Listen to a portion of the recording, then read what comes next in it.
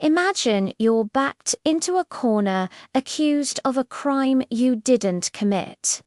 The pressure is immense. The room is small, and a detective is telling you that if you just sign a piece of paper, this whole nightmare will be over.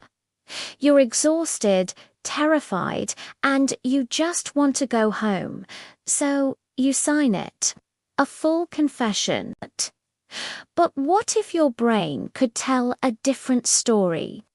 What if the silent electrical signals inside your head could scream your innocence louder than any signed document?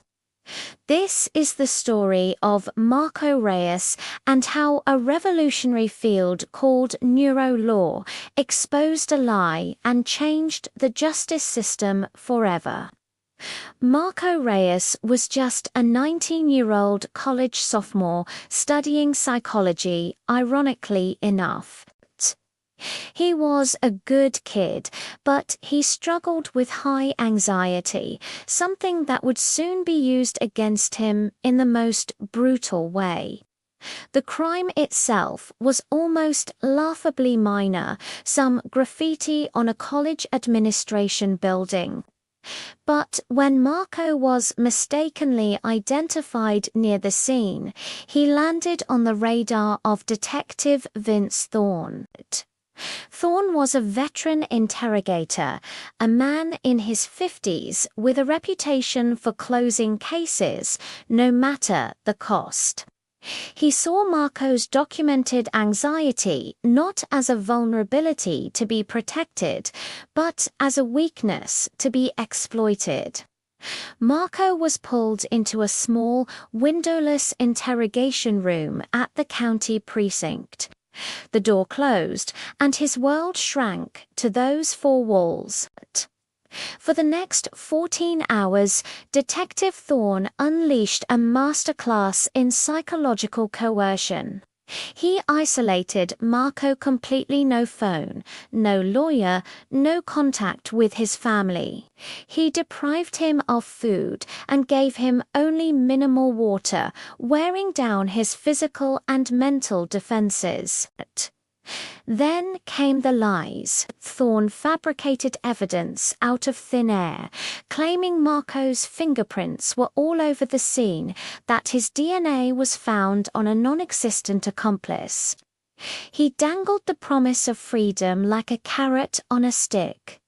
Just admit your role, apologize to the university, and you can walk out of here right now. Marco, spiraling into a severe anxiety attack, repeatedly denied doing anything wrong. But after hours of relentless pressure, his denials grew weaker. He was exhausted, disoriented, and desperate. Finally, he broke. He begged to leave, and that's when Thorne made his move. He didn't turn on a recorder to capture Marco's words. Instead, he dictated a highly detailed, elaborate confession. He wove in specific details about the vandalism that only the police could have known, creating a narrative that sounded utterly convincing. He then typed it up, pushed the paper in front of the distraught student, and ordered him to sign. Marco, seeing it as his only escape, signed the false confession. Just like that, he was charged with felony vandalism. With a signed statement in hand, the state thought they had an open and shut case. They ignored the fact that there was zero physical evidence, no prints, no DNA, nothing to actually connect Marco to the crime. This is where most stories like this end with an innocent person trapped by a piece of paper. But Marco's story was different. His lawyer, Dr. Evelyn Shaw, was no ordinary attorney. She specialized in defending people exactly like Marco, people pushed into false confessions by coercive tactics. She knew the statement was worthless, but she had to prove it. Her weapon of choice wasn't a legal loophole, it was neuroscience. Dr. Shaw brought in a neurolinguistics expert to conduct a groundbreaking assessment. They fitted Marco with an EEG cap, a device that monitors brain activity, and began to ask him questions about the crime. Their focus was on a specific brain signal known as the P300 wave. Think of the P300 as your brain's aha moment. It's an electrical spike that occurs when you recognize something familiar or personally meaningful. It's a signature of genuine recognition. The expert read out the specific, intricate details of the vandalism from the confession Thorne had written, details Marco had supposedly confessed to.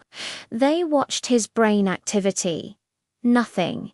His P300 waveform remained completely flat. His brain showed zero recognition of the events he had supposedly committed. It was as if he was hearing the story for the very first time because he was. But the evidence didn't stop there. The expert also measured Marco's cognitive load, basically how hard his brain had to work to answer questions.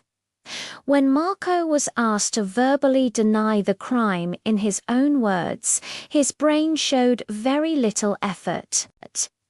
The denials were easy, natural, and genuine. But when he was asked to recite the key details from the confession he had signed, his cognitive load shot through the roof.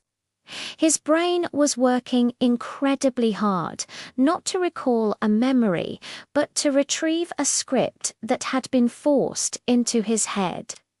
It was the neurological equivalent of trying to remember lines from a play you never wanted to be in.